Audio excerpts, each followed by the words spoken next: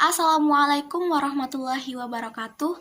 Perkenalkan, nama saya Rodiatul Jannah dari Universitas Islam Negeri Mataram, jurusan Pendidikan Guru Madrasah Ibtidaiyah 2020. Pada video ini, kami akan membahas materi tentang kegiatan ekonomi. Ngomong-ngomong tentang ekonomi, pasti yang terlintas di pikiran kita itu tentang kebutuhan sehari-hari atau uang. Nah, jika seseorang melakukan kegiatan ekonomi untuk memenuhi kebutuhannya, baik itu kebutuhan pangan, sandang, maupun papan. Karena dalam kegiatan ekonomi, seseorang akan mendapatkan uang untuk memenuhi kehidupannya setelah ia melakukan sebuah pekerjaan. Kegiatan ekonomi dalam kehidupan sehari-hari terdiri atas kegiatan produksi, distribusi, dan konsumsi. Pertama, kegiatan produksi adalah kegiatan yang berhubungan dengan usaha untuk menciptakan atau menambah nilai guna suatu barang atau jasa untuk memenuhi kebutuhan manusia. Pelaku dalam kegiatan produksi disebut produsen. Contohnya, saya mengolah singkong untuk dijadikan keripik, kemudian saya jual ke toko-toko maupun pedagang. Faktor-faktor produksi. Faktor produksi adalah semua benda atau alat-alat yang digunakan untuk menghasilkan atau menambah nilai guna barang atau jasa. Adapun yang termasuk faktor-faktor produksi antara lain yang pertama sumber daya alam. Kekayaan yang ada di bumi ini dapat dimanfaatkan untuk proses produksi. Contohnya tanah, air, udara, sinar matahari, dan tumbuh-tumbuhan. Kedua, sumber daya manusia, di mana tenaga kerja insani yang melaksanakan proses produksi, baik secara langsung maupun tidak langsung. Lalu, apa sih bedanya tenaga kerja langsung dan tidak langsung? Jadi, dikatakan tidak langsung apabila tenaga kerja hadir secara fisik dalam proses produksi, contohnya penenunan kain songket dan super bemo. Nah, sedangkan tenaga kerja tidak langsung bekerja dalam bidang pemasaran, perkantoran keuangan, termasuk jajaran manajer tingkat bawah, tengah, dan atas. Saya Rania Amelia Putri.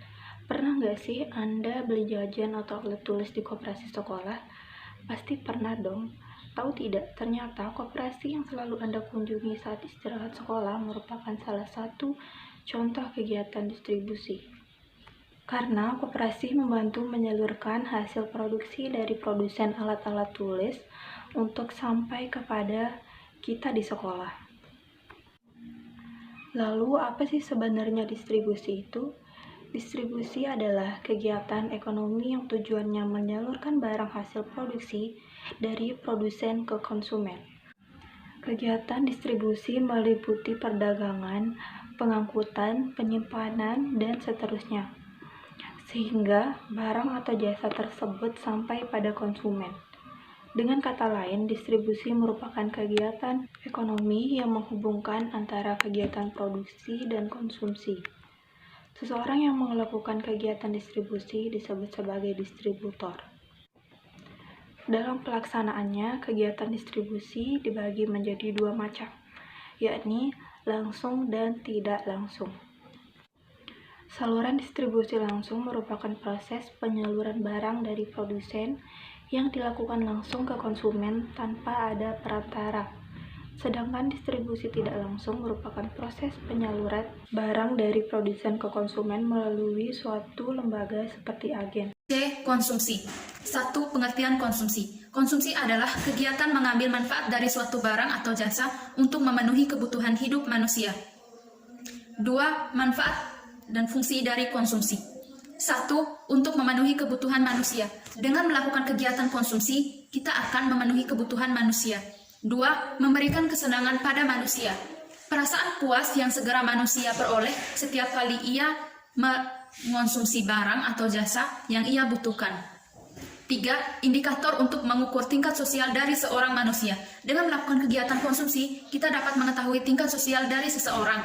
4. Menambah tingkat permintaan masyarakat. Semakin banyak masyarakat yang melakukan kegiatan konsumsi, maka secara keseluruhan, maka tingkat permintaan masyarakat pun meningkat. 4. Menciptakan inovasi yang baru. Setiap kali konsumsi barang atau jasa meningkat, selanjutnya akan muncul barang atau jasa yang perilaku konsumen erat kaitannya dengan nilai guna suatu barang atau jasa terhadap kebutuhan manusia. A. Total utilitas atau kepuasan total. Kepuasan total adalah kepuasan yang dinikmati konsumen dalam mengkonsumsi sejumlah barang atau jasa secara keseluruhan. B. Marginal utilitas atau kepuasan marginal. Pertambahan kepuasan yang dinikmati dari setiap tambahan barang atau jasa yang dikonsumsi. Total utilitas dan marginal utilitas. Semakin banyak barang atau jasa yang dikonsumsi, maka semakin turun tingkat kepuasannya. Rumus dari marginal utilities adalah sebagai berikut. MU sama dengan DTU per DQ. MU sama dengan kepuasan marginal, D sama dengan selisih perubahan, TU sama dengan kepuasan total, dan Q sama dengan jumlah barang yang dikonsumsi.